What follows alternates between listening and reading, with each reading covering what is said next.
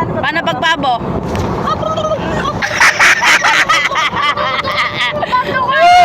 Yung natin tabo. Ay, paano pag ano, pag kambing?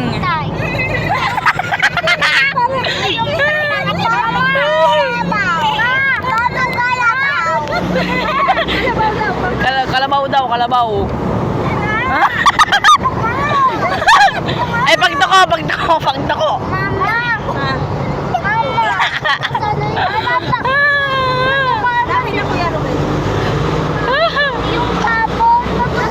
Ay, pag manok sa umaga. Yung paus na manok.